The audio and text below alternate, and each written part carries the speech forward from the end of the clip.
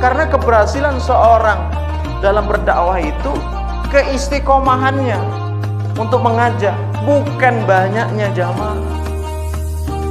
Maka jangan tersilaukan dengan yang banyaknya itu, jangan tersilau. Intinya apa? Kita harus istiqomah, kitanya gitu ya. Kalau masalah banyak jamaah itu bonus saja dari Allah Subhanahu wa taala.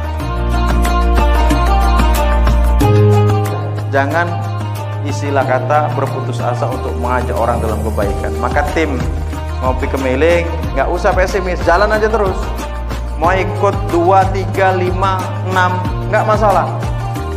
Karena tugas kita itu adalah istiqomah dalam berdakwah, bukan mencari jamaah sebanyak-banyaknya.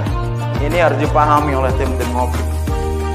Nabi Nuh itu, Pak, kalau kita berbicara hasil, beliau gagal. Tapi di mata Allah gagal nggak beliau? Oh enggak. 950 tahun loh.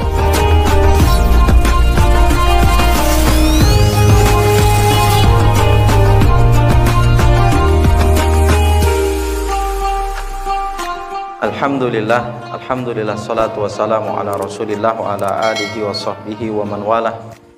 Allah Ta'ala fil Qur'anil Karim, ya ayyuhalladzina amanu taqullaha haqqa tuqatihi wa la tamutunna illa wa antum muslimun. Allahumma shalli wa sallim wa barik ala nabiyyina Muhammadin wa ala alihi wa sahbihi wa man tabi'ahum bi ihsan ila yaumiddin, amma ba'du. Baik, Bapak Ibu sekalian, hadirin dan hadirat Allah Subhanahu wa taala. Pertama dan paling utama, marilah kita panjatkan puji serta syukur kita kepada Allah Subhanahu wa taala yang pada malam hari ini kita bisa kembali bersilaturahmi, kembali untuk berusaha untuk memperkuat tali persaudaraan kita, tali silaturahmi kita. Mudah-mudahan berkumpulnya kita ini tidak hanya di dunia, tapi juga nanti kita bisa berkumpul di jannahnya Allah Subhanahu wa taala. Salam dan salawat mudah-mudahan tercurah pada junjungan kita Nabi Muhammad sallallahu alaihi wasallam beserta keluarganya, para sahabatnya, dan orang-orang yang senantiasa istiqomah di atas jalannya sampai hari akhir nanti. Baik, Bapak Ibu sekalian bukan Allah Subhanahu wa taala, pada kesempatan malam hari ini kita akan menyampaikan pesan Nabi dalam hadis riwayat Tirmidzi, Ibnu Majah, Ahmad dan Darimi. Dan hadis ini sahih ya. Rasulullah bersabda, ya ayuhan nas absus salam wasilul arham wa at'imut ta'am wa sallu bil laili wan nasu niyam tadkhulunal jannata bis salam.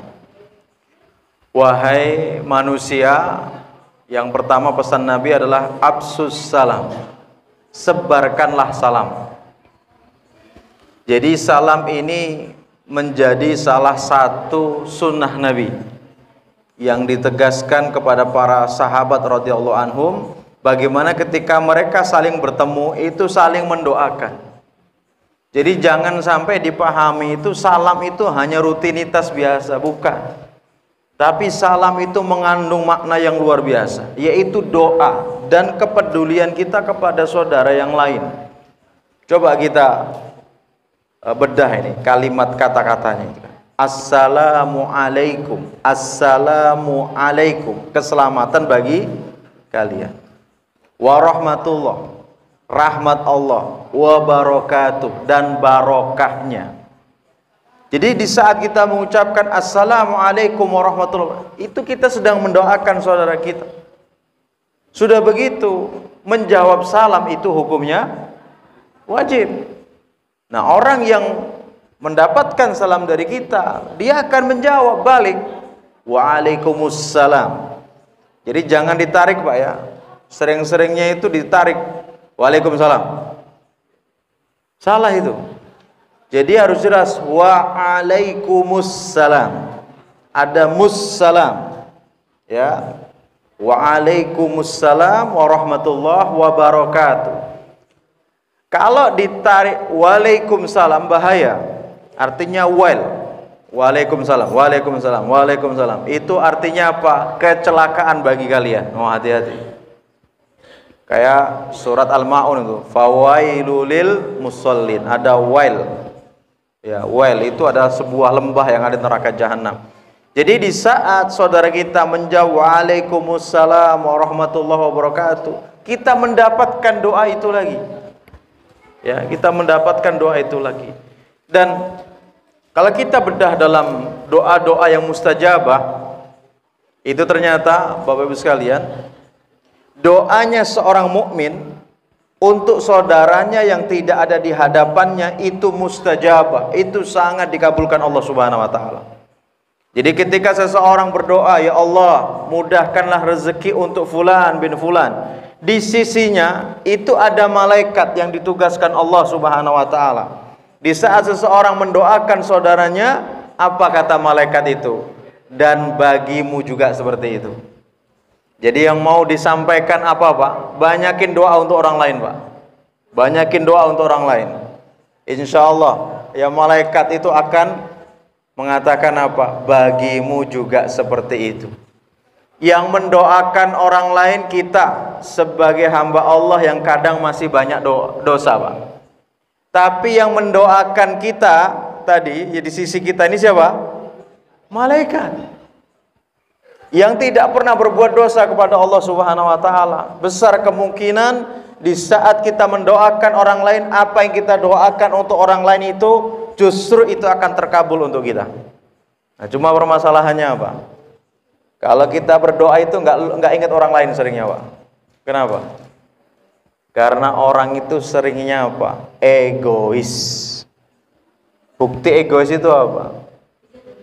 Kalau ada foto antum dan satu keluarga, kira-kira yang dilihat pertama kali itu foto siapa Pak?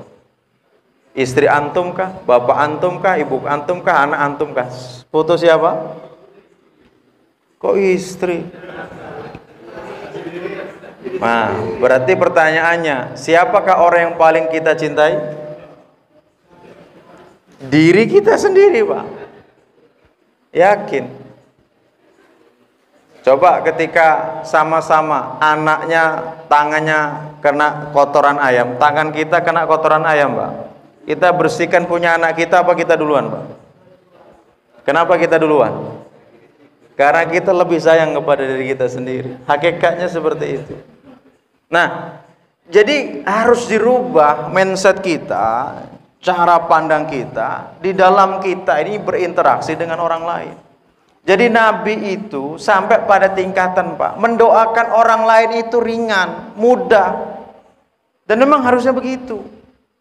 Yang dikedepankan itu berbaik sangka, jangan berburuk sangka. Contoh nih, mau ibadah kurban ini, tetangganya mungkin punya mobil, kok tahun ini nggak berkurban ya? Antum jangan berpersangka macam-macam. Antum memangnya sudah tanya kepada dirinya, emangnya tahun ini nggak berkurban? Jangan-jangan kita sampaikan tadi, jangan-jangan dia itu sudah berkurban di 3 tempat di wilayah-wilayah pelosok. Kita nggak tahu. Atau memang dia tidak berkurban karena tidak ada kemampuan. Memang ada mobil, itu mobil warisan. Tahu kan? Cara pandang kita harus berbaik sangka. Enak Pak, orang berbaik sangka itu enak Pak. Nggak ada beban dalam dirinya. Ini enggak. Kawannya dapat kenikmatan nggak senang. Ya. Tetangganya buat rumah, waduh pusing 7 keliling Pak.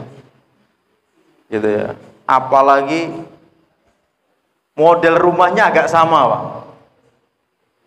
Catnya sama lagi, nggak bisa tidur itu ada itu. Kenapa gitu kan? Kita ini begitu tidak bisa berbaik sangka, berhusnudzan dengan saudara kita. Nah, urusan salam ini kita tegaskan, ini bukan perkara yang hari ini kita bisa abaikan, tidak Pak. Karena apa? Identitas seorang muslim itu bisa dilihat ketika seseorang bertemu dengan yang lainnya itu. Dari apa? Salamnya. Dan hari ini salam yang eksklusif itu sudah terjadi. Apa itu salam yang eksklusif? Tidak mengucapkan salam kecuali kepada orang yang dikenalnya saja. Itu namanya salam eksklusif. Parahnya lagi Pak, salam ini sudah hilang. dari anak-anak muda kita. Jadi anak-anak muda kita ini terkena sebuah penyakit. Penyakit apa, Pak? Kehilangan kepercayaan diri, malu jika menampakkan identitas keislamannya.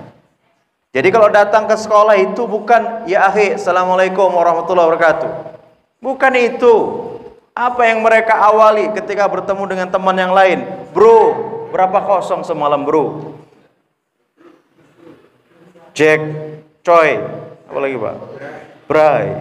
Woi, gaul juga bapaknya nih. Allahu Akbar. Dari situ kita sudah melihat, Pak, anak-anak kita ini sekedar salam saja nggak benar itu. Salam aja malu, salam nggak percaya diri coba. Nggak usah anak-anak, bapak-bapak yang jamaah masih banyak juga ketemu orang nggak salam. Ya, bisa dicek juga itu nanti. Kalau masuk rumah, jangan-jangan bapak-bapak ini nggak salam juga sama istrinya.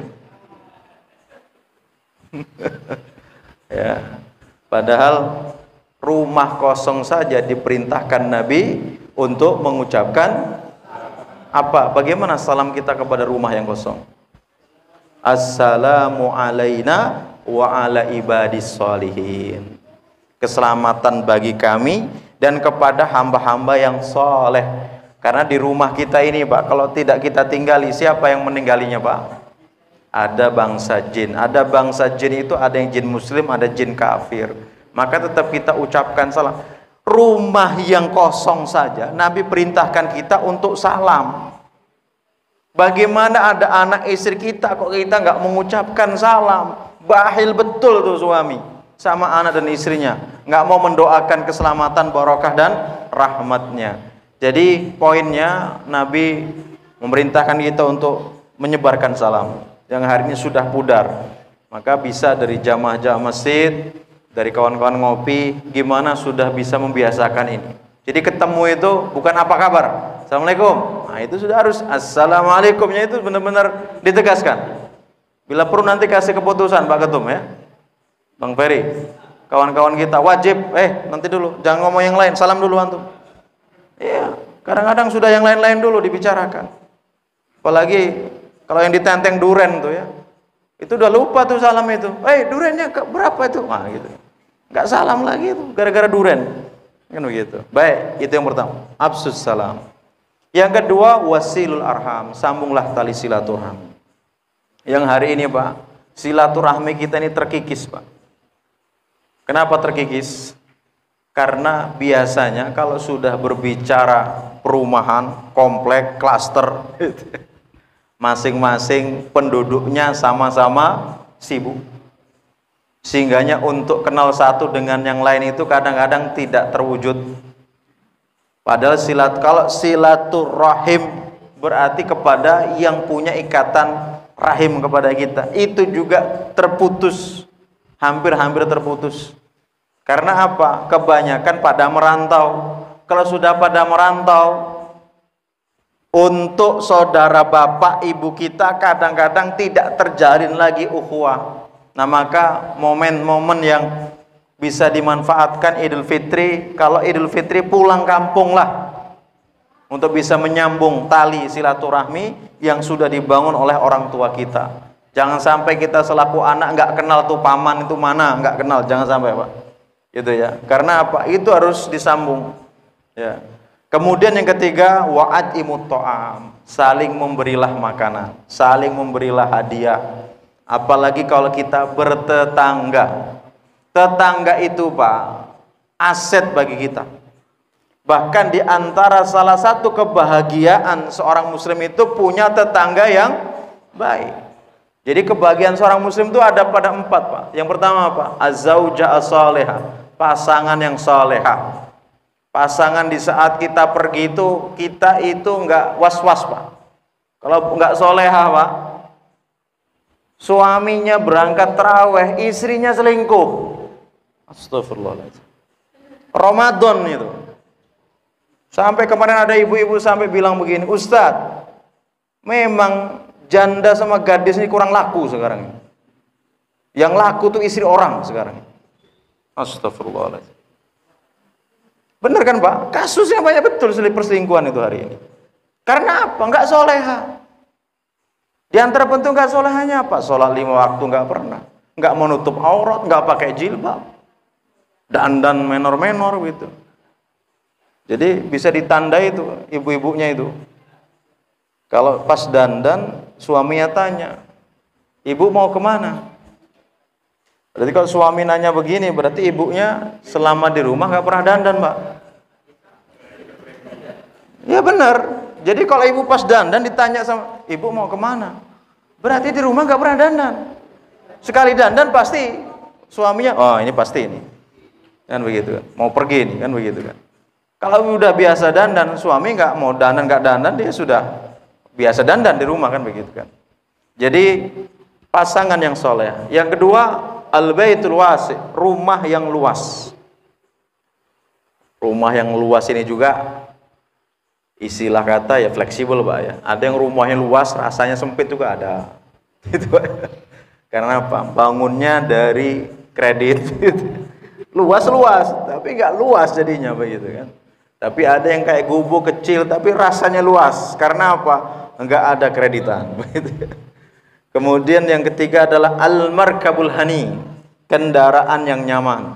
Kalau punya anak satu, itu masih naik motor nyaman, Pak. Tapi kalau sudah 2 ke atas, belum nyaman itu. Berarti harus rodanya 4. Gitu ya. Nah, yang keempat adalah al-jaru as-saleh, tetangga yang baik. Nah, bagaimana kita bertetangga yang baik? Kita pelajari itu fikih-fikih dalam bertetangga. Di antaranya apa? Harus menjaga hubungan baik dengan tetangga. Di antaranya apa? Kalau kita memasak daging ini, bentar lagi nih mau kurban ya. Kalau kita memasak daging, apa pesan Nabi? Idza tabahta marqatan fa'aksir ma'aha. Kalau kamu memasak daging, perbanyaklah kuahnya. Wa ta'ahad jiranak, dan berbagilah dengan tetanggamu. Udah nyembelih kambing depan rumah, Pak.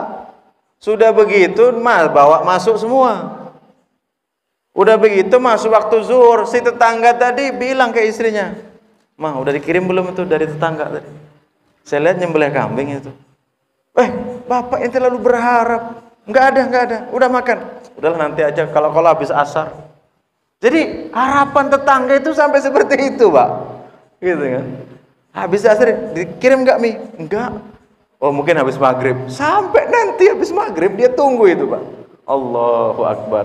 Karena apa? Ya tadilah namanya bertetangga itu kadang ada kalanya begitu. Tetangga itu punya harapan. Kemudian kalau punya pohon buah depan rumahnya yang kadang dedaunannya itu juga menyampah di halaman rumah orang. Ingat, kalau panen ya mbok ya dibagi itu tetangga. Ini jelas-jelas nih pohon petek gede depan rumah. Namanya pohon petek itu, Pak. Kalau lagi musim gugur itu, Pak. Daunnya itu kemana-mana itu, Pak. Tapi pas panen petek itu, Pak, ini jamaah kita tuh sampai sedih gitu ya. Kok nggak ada yang mampir gitu loh di rumah jamaah kita itu. Satu apa, Pak? Keris ya, Pak ya? Satu papan mana? Satu papan pun nggak ada yang nyampe, nggak ada, Ustaz. Ya Allah ya. Padahal saya lagi main di situ, itu istrinya itu udah nyapu pagi-pagi itu, gitu ya. Itu daun pete itu, Pak. Kok ya tega gitu kan? Hanya pete aja nggak berbagi gitu, Pak. Apalagi emas itu, Pak. Hanya pete aja nggak berbagi. Nah, ini dijaga betul, ya. Nah, termasuk siapakah tetangga yang harus benar-benar kita utamakan untuk berbuat baik kepadanya? Aqrabu minka baban, yang paling dekat pintu rumahnya dengan pintu rumah kamu. Ini jangan sampai kita punya acara tasyakuran apa-apa, tetangga dekat enggak diundang, yang jauh-jauh pada datang. Ini hati-hati. Minimal dikabari. Kalau memang enggak diundang, antar duluan itu. Jangan sampai tetangga dekat malah enggak kecipratan. Giliran jauh-jauh dari Karanganyar, Huwi kecipratan. Bang Ferry, ingat.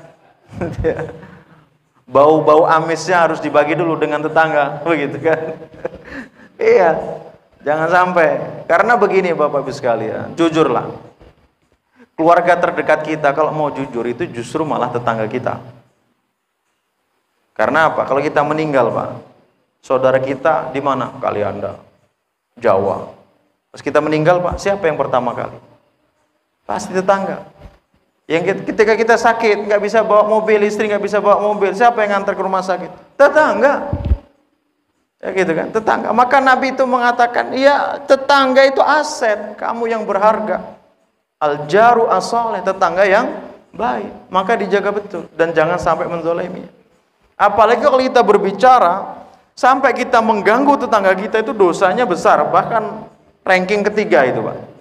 Kalau di sekolah itu ada ranking 1, ranking 2, ranking 3, Pak ya. Mengganggu tetangga itu ranking 3 dosanya. Dosa pertama, anta ja'ala lillahi nidan wa huwa khalaqaka. Kamu menjadikan Allah sekutu, padahal Allah lah yang menciptakan kamu. Yang kedua, wa antaktula waladaka khasyatan an yat'ama ma'aka. Kamu bunuh anakmu karena khawatir anakmu akan ikut makan rezeki kamu, akan mengurangi jatah rezekimu. Itu dosa besar yang kedua. Maka Bapak Ibu sekalian yang masih produktif, istrinya tambah aja, Pak, anak. Kenapa? Setiap anak terlahir itu sudah dengan rezekinya. Yakinlah. Dan rezeki itu nggak akan ketukar. Dan selama anak lahir berarti rezeki itu sudah gantung di atasnya. Itu benar, itu seperti itu. Jadi nggak usah ragu. Ya. Maka pembatasan anak cuma 2 saja itu dilarang dalam Islam. Kalau menjarak itu silahkan. Dalam rangka untuk menyempurnakan susuannya selama 2 tahun. Tapi kalau membatasi cuma 2 itu nggak boleh. Ya, membatasi cuma 2 itu nggak boleh. Kecuali memang sudah tidak lagi bisa. Itu lain urusan. Bukan ganti mesin, Pak ya, jangan. Nambah mesin ya. Bukan ganti, nambah ya. Nah, dosa besar yang ketiga itu adalah apa? Wa antuzaniya bihalilati jarik. Kamu berzina dengan istri tetanggamu. Astagfirullahaladzim. Bahkan Nabi dalam hadis Bukhari bersabda, kamu berzina dengan 10 wanita yang bukan tetangga kamu, itu dosanya lebih ringan daripada kamu berzina dengan seorang wanita, 1 orang saja, tapi itu tetangga kamu. Dan kamu mencuri harta dari 10 rumah yang bukan tetangga kamu, dosanya lebih ringan daripada mencuri harta dari 1 rumah tapi itu ada rumah tetangga kamu. Itu sampai dijaga begitu. Dan Nabi sampai mengatakan, wallahi la yu'minu, wallahi la yu'min. Demi Allah orang itu enggak beriman. Demi Allah orang itu enggak beriman. Alladzi la ya'man jarahu bawa'iq, di mana tetangganya tidak merasa aman dari gangguannya. Ini.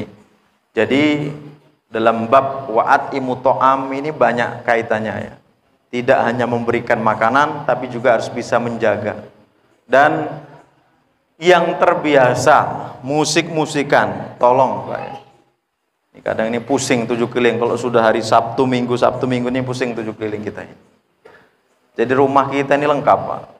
Rumah kita itu depan ya, itu karyawan rumah sakit Immanuel. Jelas non muslim gitu ya. Sebelahnya suami istri di kepolisian. Sebelahnya lagi preman. Wah, mantap. Jadi rumah kita itu dijaga sama bapak polisi dan juga sama preman. Nah, yang pas di dapur kita bersebelahan itu musisi betul itu, Pak. Tidak hanya Sabtu Minggu, dulu cuma Sabtu Minggu kalau nggak pas kerja. Sekarang saban sore, saban siang, jegar jegur. Waduh, lagu-lagu lama yang dulu sudah kita tinggalkan terulang lagi nih memorinya, Pak. Maksud saya itu, Mbok, ya kalau nyetel musik itu didengar sendiri gitu kan. Apa sih harus pakai sound sampai tetangga-tangganya itu pada dengar itu kan nggak enak lah yang seperti itu. Nah, termasuk juga kita, meskipun yang disetel murotal sekalipun, itu jangan sampai keras. Belum tentu tetangga kita itu setuju gitu loh. Cukup untuk kita, karena itu batasan-batasan dalam bertetangga yang baik itu harus seperti itu. Nah, ini contoh-contoh lah Pak ya. Nah, termasuk kalau punya ayam, punya kucing, lihat mainnya kucing dan ayam kita ini kemana. Kadang kita ini nggak punya ayam, tapi di halaman rumah kita penuh tai ayam. Coba gimana itu? Sudah begitu pas disembelih ayamnya nggak mampir juga tuh dagingnya begitu kan. Nah, itu tambah sedih lagi tuh Pak. Yang lebih sedih lagi yang punya mobil-mobil kayak Pajero begitu Pak. Tahu-tahu ayamnya nongkrong Pak di cupnya itu. Ya lecet-lecet semua begitu kan, dan itu nggak murah gitu ngecatnya itu. Nah tolong yang punya ayam, artinya dijaga betul. Masalahnya ayam ini nggak bisa dikasih tulisan Pak. Misalnya chicken no enter itu kan nggak bisa kan Pak. Nggak boleh. Ayam nggak boleh naik, nggak boleh masuk kan nggak bisa. Kalau orang bisa ditulis ayam nggak boleh naik, itu kalau kita ayam mungkin bisa, kalau kita manusia, tapi ayam kan nggak bisa. Termasuk kucing itu Pak. Ada kucing itu sukanya beolnya di teras rumah kita Pak. Padahal bukan punya kita. Kalau punya Pak Tarnaman insya Allah. Ya Pak penasehat aman insya Allah. Nah, ini bagian daripada menjaga adab. Karena apa? Kalau kita berbicara berakhlak baik Pak, itu Nabi sudah menjamin. Ana zaimun bi baitin fi a'lal jannah liman hasana khuluquhu. Saya menjamin dengan apa? Bangunan surga, istana surga yang dibangun di paling tinggi tempatnya bagi siapa saja yang berakhlak baik. Artinya kalau kita bisa memiliki akhlak yang baik, terutama dengan tetangga, dengan orang tua, dengan sesama kita, insya Allah kita akan dibangunkan istana dan tempatnya di surga yang paling tinggi. Itu jaminan dari Nabi untuk kita semuanya. Baik, kemudian terakhir adalah wasallu billaili wan nasuniyam.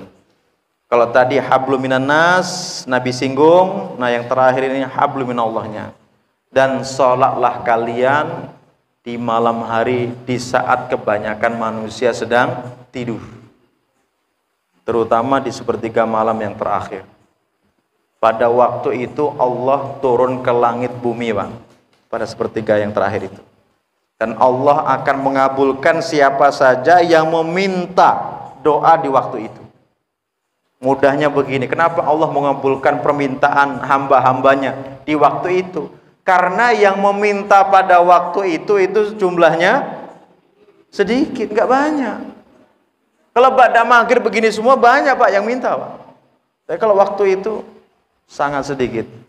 Dan sholatlah kamu di waktu malam di saat kebanyakan manusia tidur, insya Allah kalian akan masuk jannah dengan selamat. Jadi hablum minan nas dijaga baik sebaik mungkin, hablum minallah ditingkatkan terus. Insya Allah kalau kita sudah seperti itu Pak, nggak usah khawatir. Mau mati kapanpun, dimanapun, selama kita taat kepada Allah, berjuang di jalannya, insya Allah nggak ada kekhawatiran bagi kita semuanya Pak. Tapi kalau kita masih bermaksiat, nah hati-hati Pak. Bawaannya perempuan yang tidak resmi, ingat dibawa ke laut nanti tsunami kan, kena tsunami nanti. Dibonceng motor, tabrak puso, matilah kan. Hati-hati. Kalau kita bermaksiat kepada Allah, khawatirnya di saat kita berbuat maksiat, itu Allah wafatkan kita. Dan yang hadir di sini sudah tidak usahlah naik-naik ke atas panggung, kecuali antum jadi penceramah, ceramah silahkan. Tapi kalau joget sama biduan sudah nggak waktunya lagi, nyawer pula. Karena banyak kejadian Pak, joget-joget sama biduan gedebuk Pak, jantungan mati Pak. Ya, meninggalnya sama biduan Pak.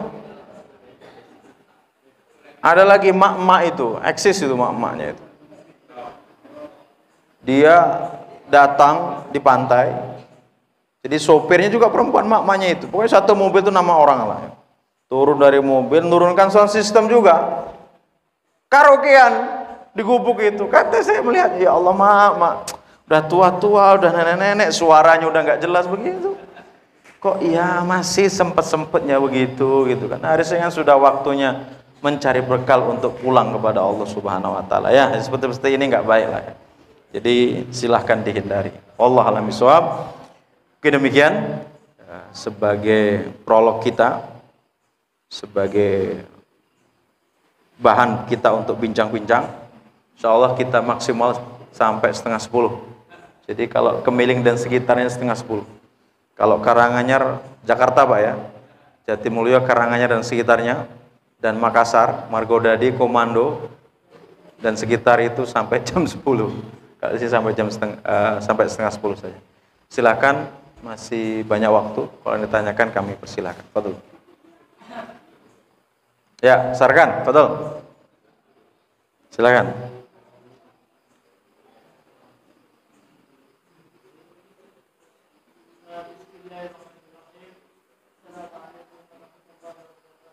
Waalaikumsalam.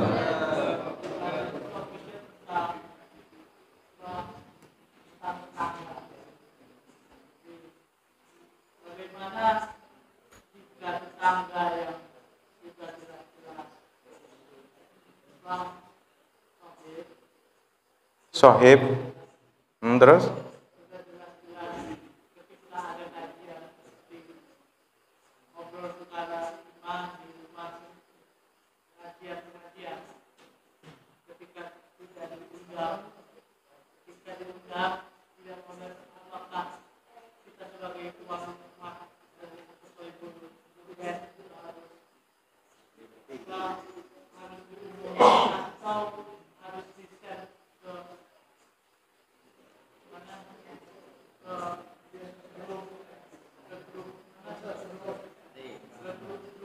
RT.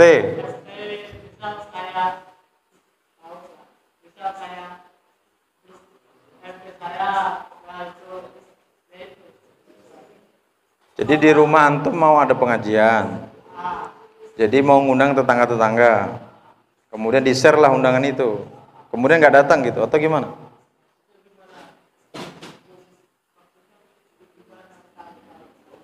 Baik, bismillah. Salatu wassalamu rasulillah. Jadi Bapak Ibu sekalian bukan Allah Subhanahu wa taala, tugas kita di muka bumi ini hanya mengajak, menyampaikan. Mengajak, menyampaikan, tidak lebih daripada itu.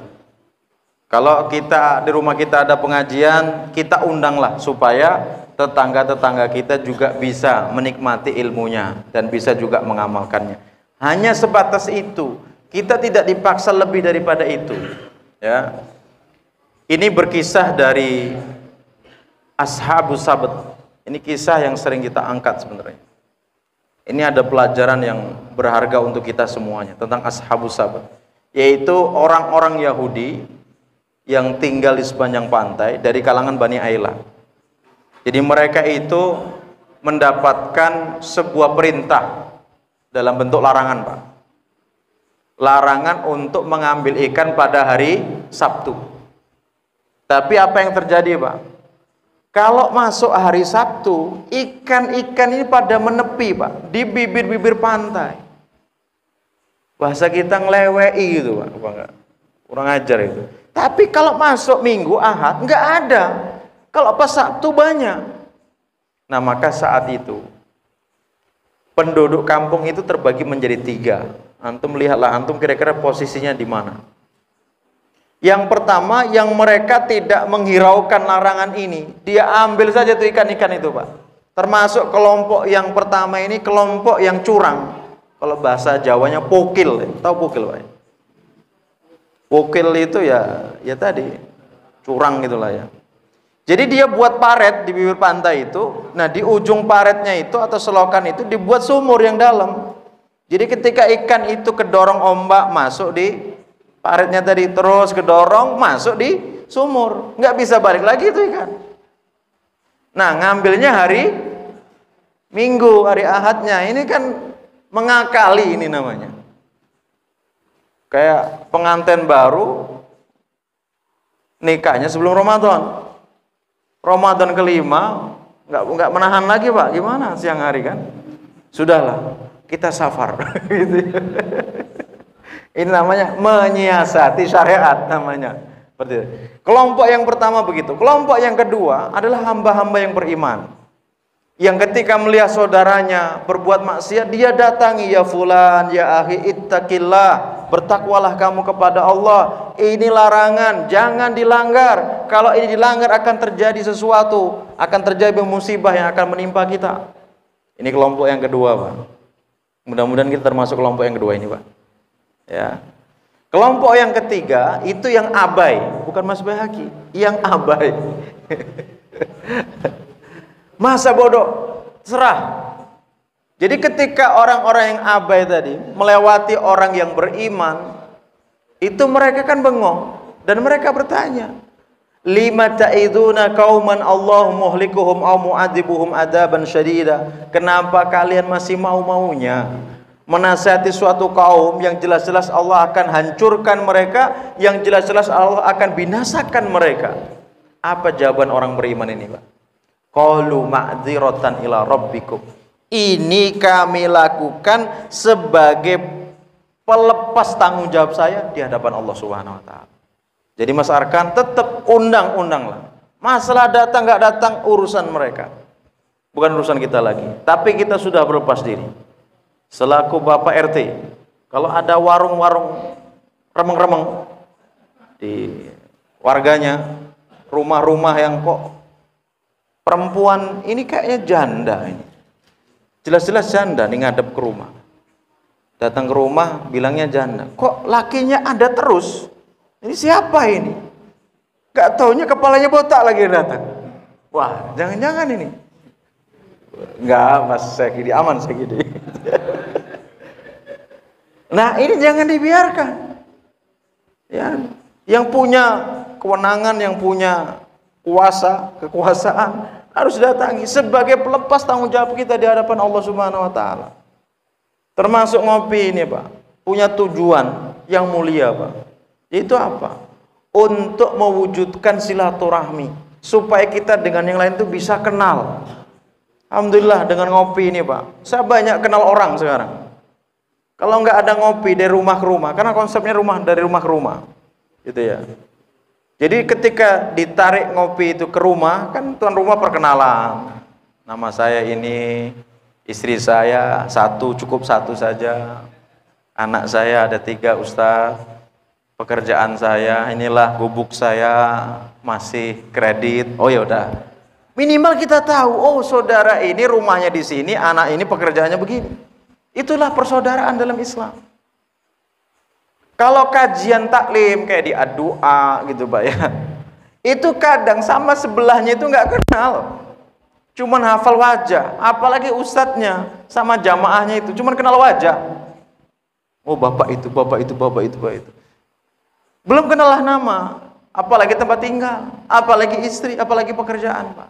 Tapi dengan ngopi dari rumah ke rumah, dari masjid ke masjid, itu kita bisa kenal minimal yang tuan rumah kita sudah pernah kenal. Itu seperti itu. Oh, Bang Ferry tinggalnya di sini, di Bandung, Bandar Lampung ujung. Ya. Itu ya. Istrinya satu. Ya. Istrinya satu kan, Pak? Iyalah. Allah Allah. Jadi begitu ya. Jangan istilah kata berputus asa untuk mengajak orang dalam kebaikan. Maka tim ngopi kemiling nggak usah pesimis, jalan aja terus. Mau ikut 2, 3, 5, 6 nggak masalah.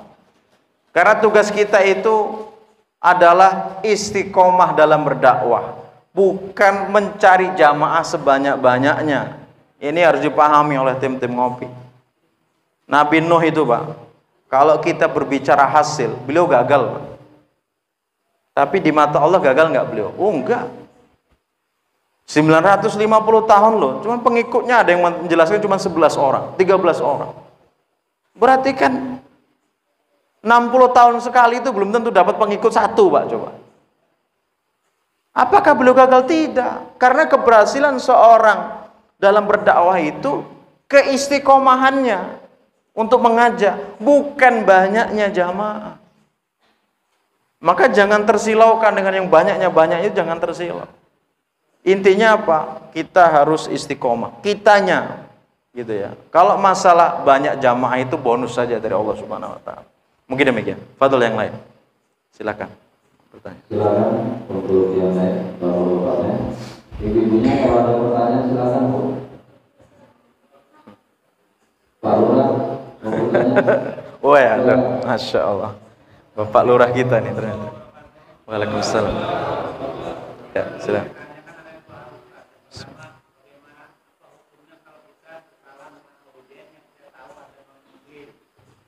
Iya.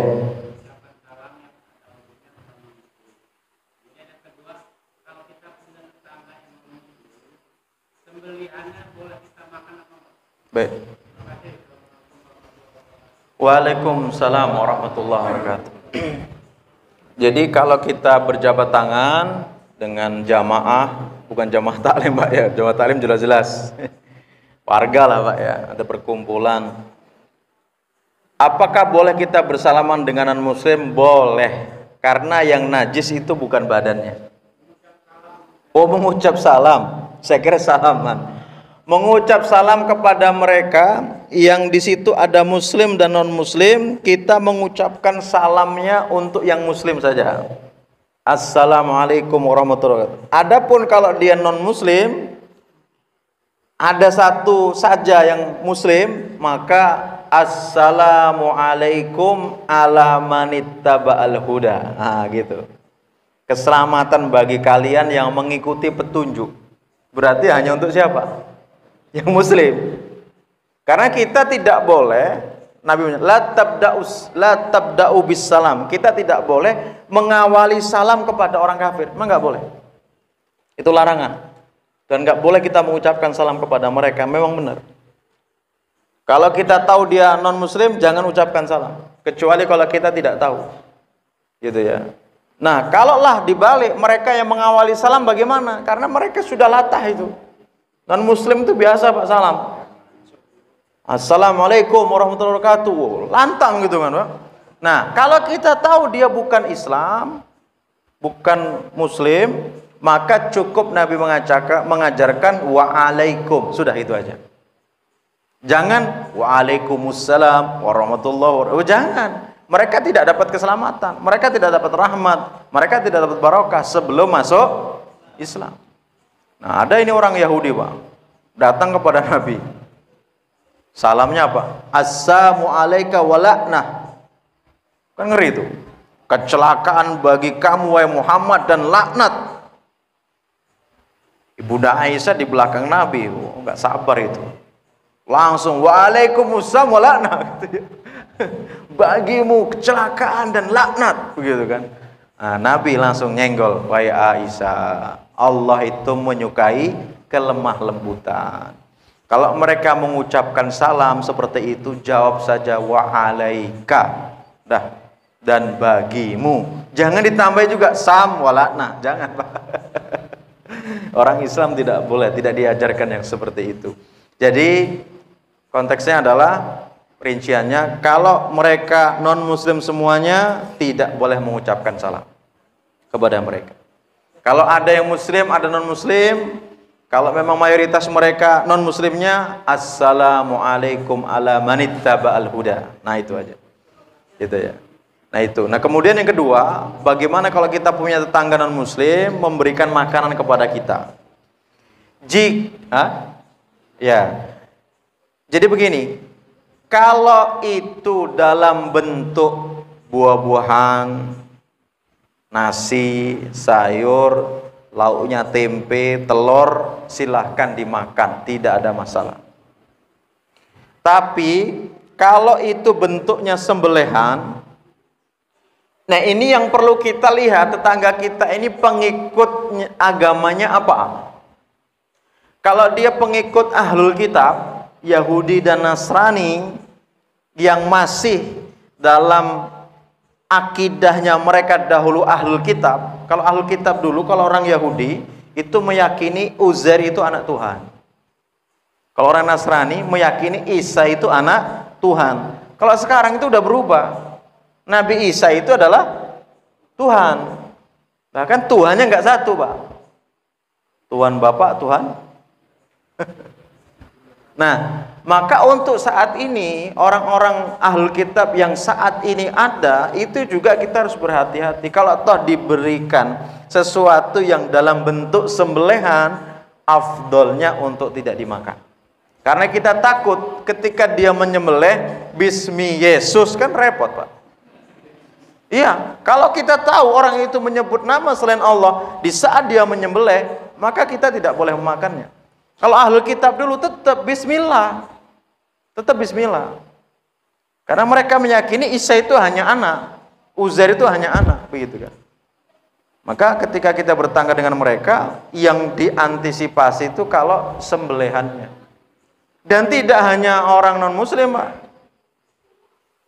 Tetangga kita yang nggak sholat 5 waktu saja, itu sembelihannya juga nggak boleh dimakan. Nanti bisa dirujuk dalam fatwa, Majmu' Fatawa, Syekh Utsaimin menjelaskan tentang hukuman bagi orang yang tidak sholat 5 waktu. Hukumannya di dunia apa? La tahillu zabihatuhu. Sembelihannya tidak halal.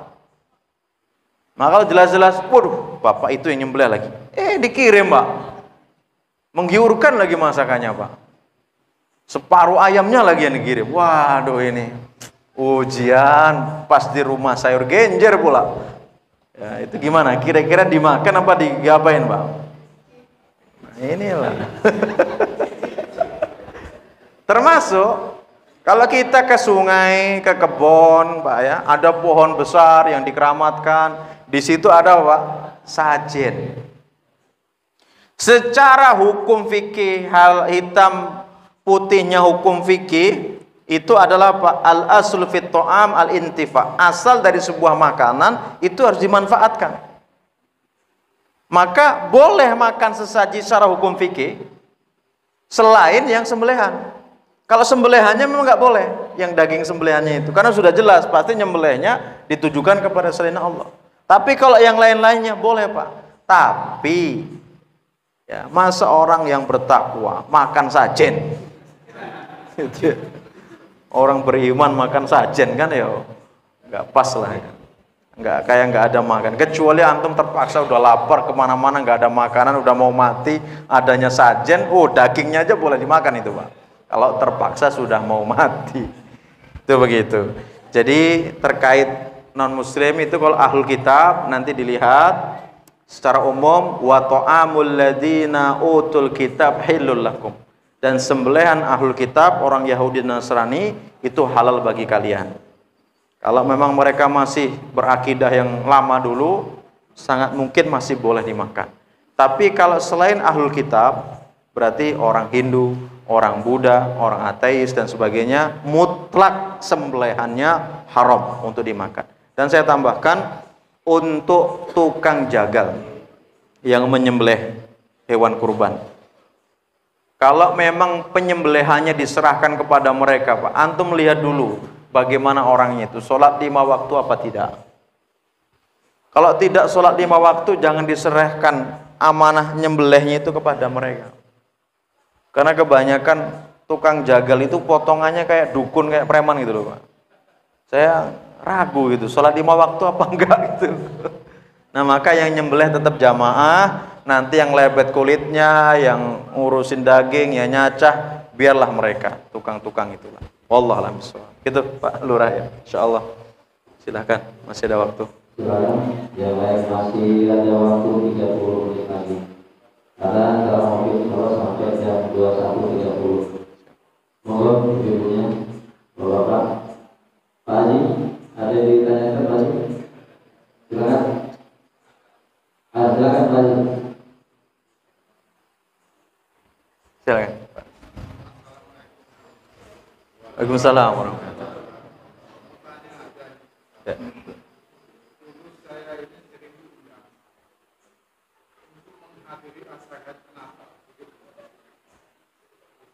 Natalan, hari Natal, ya, ya siap.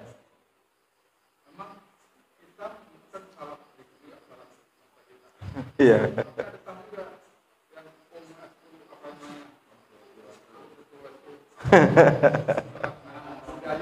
Ya, benar.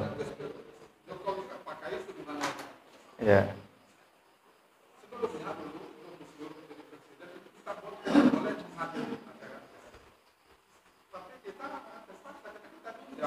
Ya.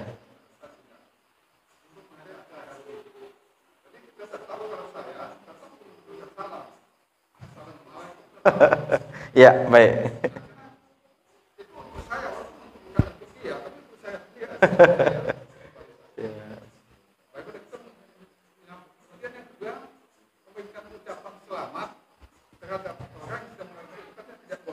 Ya.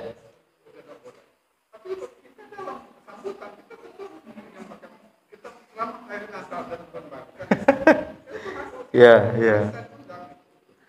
Baik. Ya.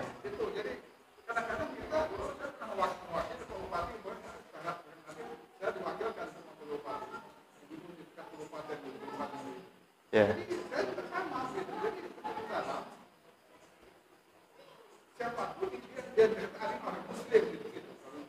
Ya.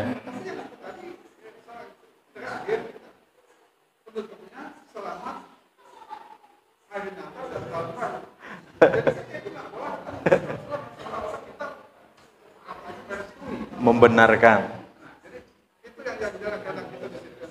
Baik.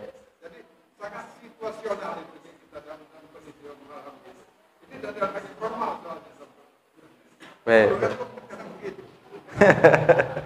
Siap. Cukup Pak ya pertanyaannya. Baik. Bismillah, salatu wassalamu rasulullah.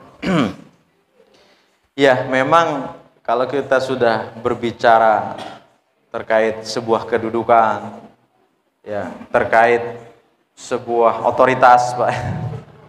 Ini ada hal-hal yang memang sangat sulit untuk dihindari.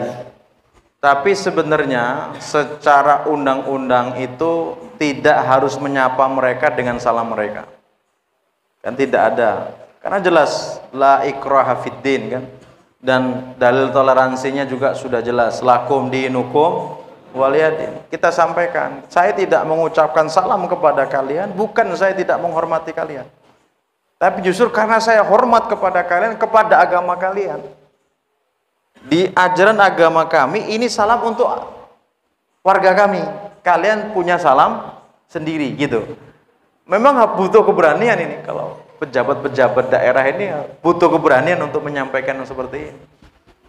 Kalau misalnya ditanya, kalau ini kan sudah berlalu Pak ya. Dulu lah Pak ya istilahnya.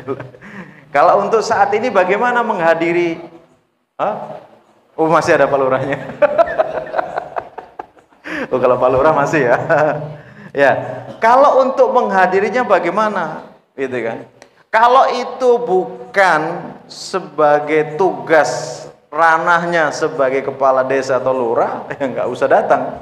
Gitu ya. Tapi kalau memang harus datang, tuntutan sebuah pekerjaan, datanglah. Tapi bagaimana bisa mensiasati untuk tidak mengucapkan salam? Gimana? Itu satu. Yang kedua, tidak boleh mengucapkan selamat. Nah, ini repot kan? Nah, terus bagaimana kalau kehadiran kita? Ya intinya pintar-pintar saja dengan bahasa diplomasi kepada mereka untuk bisa menyampaikan itu semuanya. Karena begini Bapak sekalian, kalau kita berbicara terkait hari raya Natal dan Tahun Baru, jadi di setiap agama itu punya syiar. Paham syiar Pak ya? Dan syiar terbesar dari semua agama itu adalah hari-hari besar. Kalau kita Idul Fitri, Idul Adha. Kalau mereka hari raya Natal, Tahun Baru itulah. Itu syiar mereka yang paling terbesar. Maka dalam hal ini para ulama itu melarang kita. Untuk apa? Pertama, al-istiraku fi barnamajiha. Kita tidak boleh ikut berpartisipasi dalam acara tersebut. Ya, wa musa'adatuha. Ikut memfasilitasi. Kalau Natal berarti malah kita jualan bunga apa itu? Pohon apa namanya? Nah, cemara. Kalau Tahun Baru malah jualan trompet. Pak Tarno malah ke metro nyari jagung. Ya, dibawa ke Bandar Lampung dijual untuk Tahun Baruan. Nggak boleh. Itu syiar mereka, itu hari raya mereka. Nggak boleh kita ikut serta memeriahkan, itu nggak boleh. Termasuk apa? At-tahni'ah lahum, mengucapkan selamat. Itu bukan punya kita. Kalau selamat hari raya Natal berarti apa? Kita meyakini sama saja bahwasanya Nabi Isa itu terlahir sebagai anak Tuhan. Wah, konsekuensinya berat.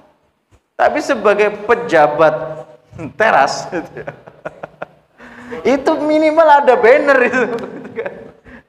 Apalagi yang punya usaha-usaha, perusahaan dan sebagainya, itu harus ada selamat apa itu. Apalagi jadi bupati di baliho tuh, gede itu. Selamat hari ini dan sebagainya. Nah itu tuntutan pekerjaan. Untuk mendudukkannya Allah alam bisawab, tergantung niatnya. Kalau dia niatnya terpaksa, ya mudah-mudahan dimaafkan Allah begitu kan. Diampuni sama Allah kalau terpaksa gitu kan. Tapi jangan karena sebuah keikhlasan dia mengucapkan hal itu. Jadi benar-benar kita harus berlepas diri sampai pada tingkatan ekstrimnya ya para ulama itu. Sekedar kita merasa gembira dengan hari raya mereka saja itu nggak boleh. Ya, karena nanti akan terkena sabda Nabi, man tasyabbaha biqaumin fahuwa minhum. Barang siapa yang tasyabuh dengan suatu kaum, maka dia termasuk golongan kaum tersebut. Nah, maka yang sudah lewat, alhamdulillah Pak ya. Tapi yang masih berdinas ini yang agak tertantang lah ya. Pokoknya pinter-pinter lah berdiplomasi. Bahasa-bahasa diplomasi nanti keluarkan lah gitu kan. Memang sulit Pak, karena rasa toleransi di Indonesia ini sudah carut-marut. Sudah nggak ada batasan. Contoh beginilah ya. Kita punya tetangga non-muslim. Idul Fitri main ke rumah kita. Pas hari rayanya mereka di kampung itu, ya gantian. Yang muslim datang. Nah, pas datang itu, yang sulit itu kan menjaga lisan. Pasti kita kan datang, apa pasti? Selamat, nah gitu kan. Nah gimana nggak keluar kata selamat, begitu kan? Bisa nggak? Kan begitu. Nah ini yang perlu dikaji dan perlu dipikirkan. Allah alam bisawab. Gitu, Pak Haji ya. Padahal yang lain. Ya, nggak boleh Pak. Kecuali tadi tuntutan pekerjaan itu pun kalau aturannya wajib mengucapkan itu.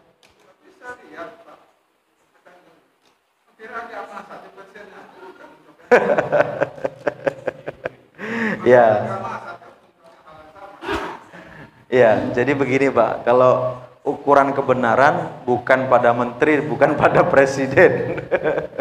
Ukuran kebenaran adalah kembali kepada Quran dan As-Sunnah. Ya, besar kemungkinan kan Pak Jokowi bukan basicnya dari presiden, dari pesantren kan gitu kan. Ya, harapannya yang jadi presiden ini ulama juga gitu kan, nanti bisa menjelaskan juga hakikat salam itu. Gitu Pak Haji ya. Padahal yang lain kalau ada. Kalau yang lain silakan. Pak Muhammad ada yang ditanyakan? Pak Ketua KKN, KRT, nah kosong.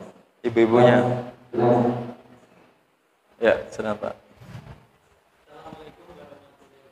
Waalaikumsalam.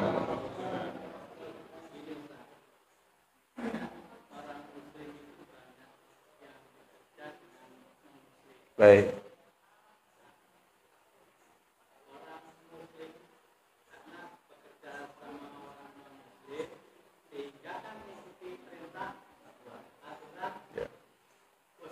Ya.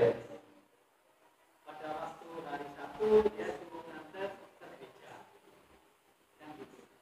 Terus hari Minggu ada acara ulang tahun nganter.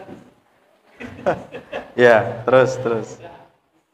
Kalau ya pada hakikatnya kalau orang Muslim mengantar bosnya ke gereja, maka kita sama halnya apa ya? Ikut bersekutu kan gitu.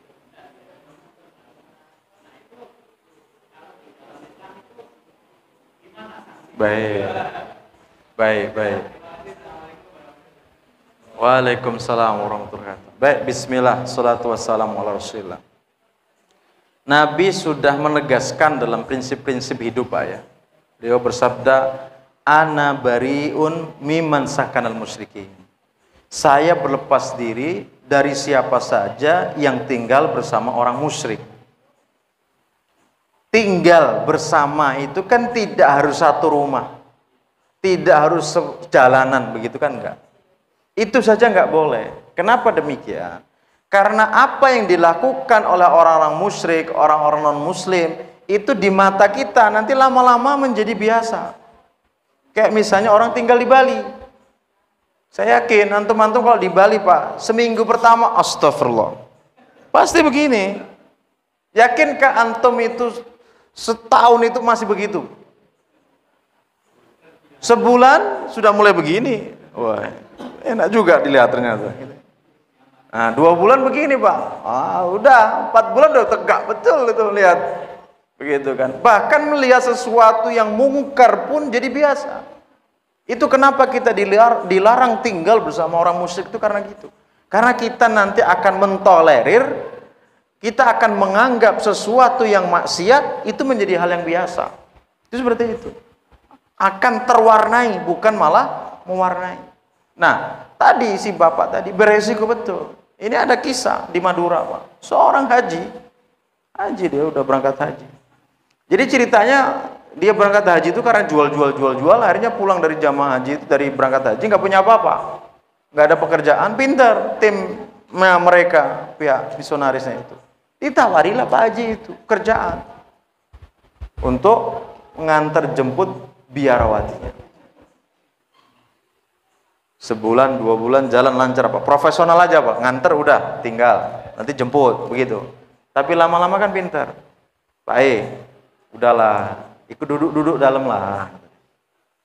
Ya karena bosnya yang minta, Pak, yang nyuruh. Ya dia duduk meskipun dia nggak dengerin gitu kan.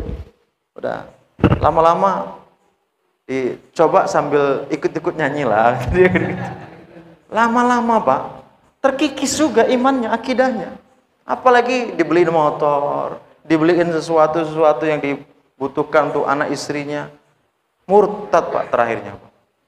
Gitu kan. Nah, kita khawatirnya kalau hal yang seperti itu pekerjaan, memang awalnya sebuah pekerjaan yang profesional saja, tapi saya khawatir dengan selisih waktu yang ada, terus ya kan namanya teman itu berbahaya kan, Pak.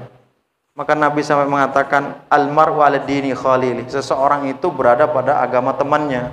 Falyanzur ahadukum man yukhalil, maka seseorang harus melihat kepada siapa dia berteman kan. Karena kita dengan teman kita ini ibarat kata pengaruhnya kan luar biasa gitu. Maka berhati-hati. Nah, adapun kalau kerja-kerja yang sifatnya bisnis itu silahkan saja. Yang tidak ada istilah keterkaitan kita nganter dia kemana-kemana. Boleh misalnya orang kafir punya dana modal, Pak. Kita sebagai pekerjanya, sebagai pengusahanya. Dia yang modali, kita yang jalankan bisnis itu terus kemana-mana. Itu boleh, silahkan. Tapi kalau dibalik malah nggak boleh ternyata dalam kajian fikihnya. Kita pemodal, nah mereka jadi anak buah.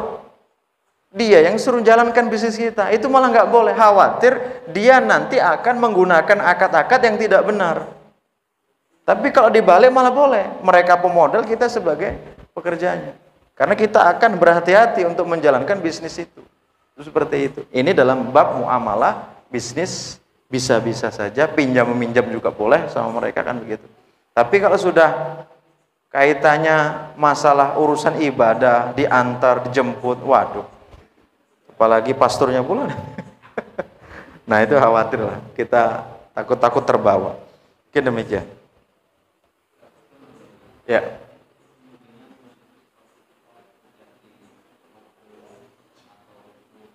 Ya.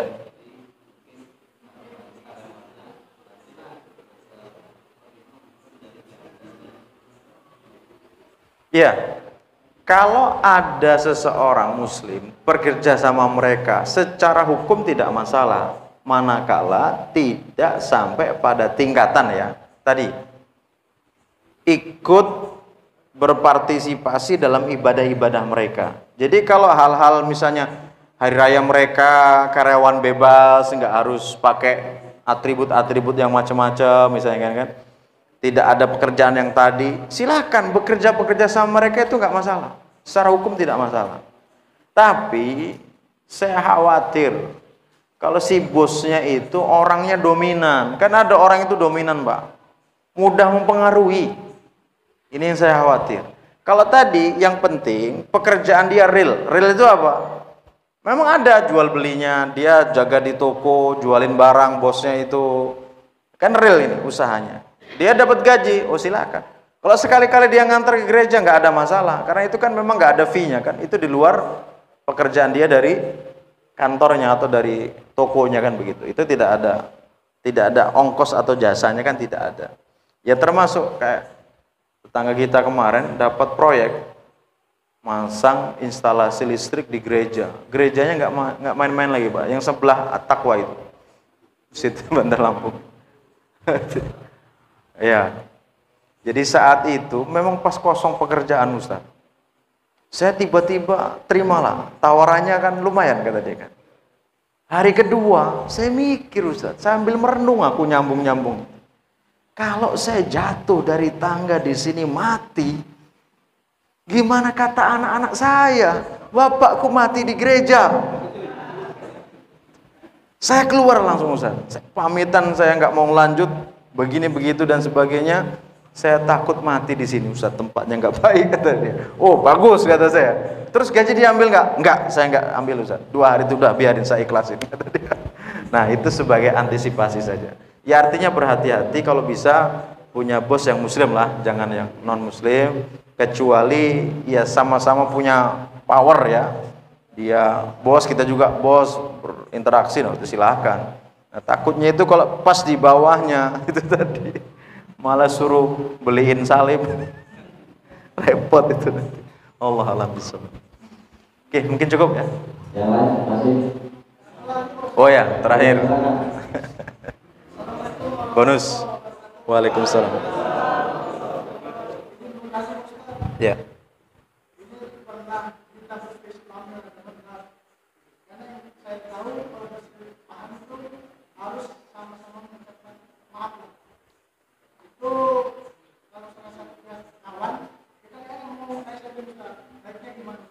Baik.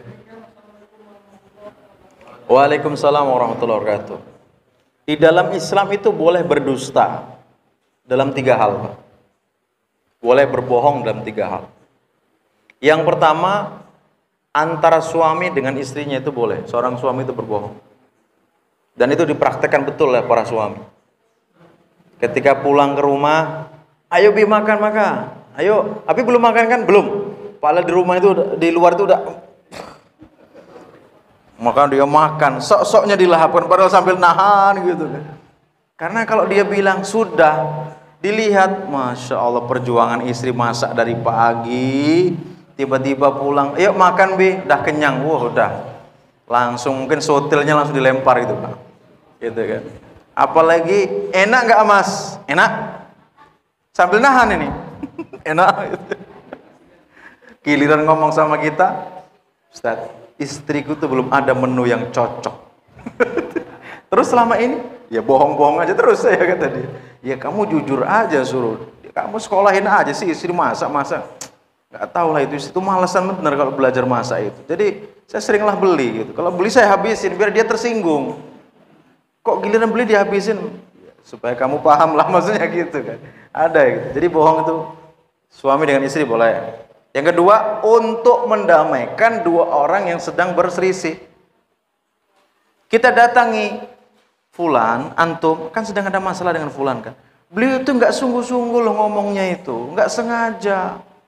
Jadi apa yang dia sampaikan tuh, padahal kita nggak tahu tuh kronologinya gitu kan. Tapi intinya tahu permasalahannya masalah begini. Nah kita itu memediasi, menjadi mediator untuk bisa akur lagi sebagai pihak ketiga. Kita boleh berbohong. Nah, kesebelahnya juga begitu. Seolah tadi ada niatan memaafkan antum loh. Tapi gimana antum bisa berbaikan lagi? Nah, itu boleh. Berbohong dalam urusan mendamaikan ini boleh. Itu seperti itu. Nah, kemudian yang ketiga, boleh berbohong dalam urusan perang. Karena perang itu adalah tipu daya, strategi. Kalau antum perang jujur-jujuran, Pak, sama musuh. Wah, ini timbunan amunisi kami di sini. Wah, langsung dibom kan gitu. Nah, ketika kita berselisih dengan saudara kita, ini yang perlu juga kita pahami di tim ngopi ini, karena masih ada kadang-kadang ada gesekan-gesekan. Jadi Bapak Ibu sekalian, tidaklah 2 orang yang dekat, berteman dekat, kemudian dia bisa ada gap, Pak, ada jarak, itu melainkan ada satu dosa yang dikerjakan oleh kedua-duanya atau salah satunya. Jadi dosa inilah menjadi celah setan masuk mengganggu hati saudara kita ini, Pak. Sehingganya apa? Satunya tadi masih baik, satunya sudah berdosa. Yang baik ini pasti nggak akan nyaman dengan orang yang berdosa. Itu udah pasti. Itu kamusnya begitu. Seorang laki-laki bujangan tuh nggak akan mungkin kalau dia baik menyukai yang keluar rumah telanjang, itu nggak akan mungkin, Pak. Dia akan lebih suka dan dia akan benar-benar akan menikahi wanita yang ada kibaran jilbabnya itu, Pak. Gitu. Tapi kalau yang nggak berjilbab, dia nggak akan berselera. Jadi kalau antum-antum bapak-bapak masih berselera sama yang nggak jilbaban, yang trondol-trondol itu, belum baik antum berarti. Benar. Yang baik itu suka yang kibaran-kibaran jilbab begitu, Pak. Paham maksudnya, Pak? Gitu ya. Nah, jadi ada dosa yang dilakukan oleh salah satunya. Nah, kalau sudah seperti itu, untuk saling mengingatkan. Nah, maka di dalam kita bersahabat itu, Pak, memang berat betul. Kalau sudah ada masalah itu kadang-kadang sulit untuk bisa nyatu lagi. Memang sulit. Tapi secara prinsip-prinsip hukum jangan sampai kita langgar. Apa itu yang tidak boleh kita langgar? Tidak boleh kita mendiamkan dirinya lebih dari 3 hari, itu nggak boleh. Itu namanya menghajar saudara kita. Jadi mendiamkan dengan kata-kata lebih dari 3 hari itu nggak boleh. Kalau sudah lebih dari 3 hari, kalau sudah masuk 3 hari, Pak, datangi orangnya, kita ajak ngobrol, kita ajak ini lagi, sudah Pak, kita baikan begitu. Kalau masalah dia nggak nerima, tetap juga dia mau nggak ngomong sama kita, sudah urusan dia dengan Allah Subhanahu Wa Taala. Dan yang harus kita pahami untuk kita masing-masing, kalau ada teguran, masukan, nasihat teman kita, itu bagaimana kita buka hati kita ini selapang-lapangnya, jangan tersinggung. Kalau orang itu masih ngasih nasihat kepada kita, masih ngasih masukan kepada kita, berarti orang itu masih sayang loh sama kita. Harusnya begitu. Tapi kebanyakan jamaah kita ini, kalau dikasih nasihat, tersinggung. Apalagi Pak Imam itu seringnya. Di Isra bacaannya ngelantur kemana, nggak terima, habis sholat marah-marah dia. Siapa yang lebih baik daripada saya? Langsung diam itu, bayangin setelah itu, Pak. Gini aja. Waduh, kesalahan saya, Ustaz. Saya ternyata itu ya, negur. Gitu kan. Orang yang salah saya, Ustaz. Ya itu, memang kadang memang nggak terbuka gitu, Pak. Belum siap. Maka dalam pelajaran kurikulum SD, SMP, SMA-nya kita ini perlu dibahas tentang masalah adab dan akhlak gitu ya. Terutama untuk mudah memaafkan orang lain, gitu kan. Membuka pintu maaf, dan kita mudah untuk meminta maaf juga kepada orang lain. Itu perlu ditekankan dalam bab ini. Karena kebanyakan itu, Pak, kalau ditegur, mutung, Pak. Ahi, itu kan bukan istri. Kok kenapa jalan berdua terus? Mutung. Oh, pokoknya kalau begini-begini kawan-kawan, udahlah aku enggak. Nah, ini kan nggak boleh yang seperti ini. Orang itu mau menasehati itu karena peduli. Bukan karena yang lain, karena sayang, bukan karena benci, kan begitu. Nah, tapi kadang yang dinasehati justru menafsirkan yang macam-macam. Gimana? Mudah nih teorinya. Prakteknya bagaimana? Nah, silahkan kalau berdua tidak bisa selesai, coba cari pihak ketiga untuk bisa mendamaikan. Gitu, Pak ya. Mudah-mudahan sedikitnya bisa menjadi solusi lah untuk permasalahan ya, tentang masalah perselisihan itu. Yang sudah berteman baik dijaga betul, karena mendapatkan orang-orang soleh ini sulit, Pak. Lepasnya mudah, dapatnya sulit. Coba antum dapat orang soleh ini yang di ngopi ini, setelah umur berapa tahun antum? Ya, lepasnya sulit. Apa lepasnya mudah, Pak? Dapatnya sulit, lepasnya mudah. Itu orang soleh. Maka kalau sudah punya orang soleh, tahan betul, Pak. Kalau bisa bentengi betul, jangan sampai lepas tuh kawan yang soleh. Mungkin demikian, mudah-mudahan bermanfaat. Saya akhiri terlebih dahulu. Assalamualaikum warahmatullahi wabarakatuh.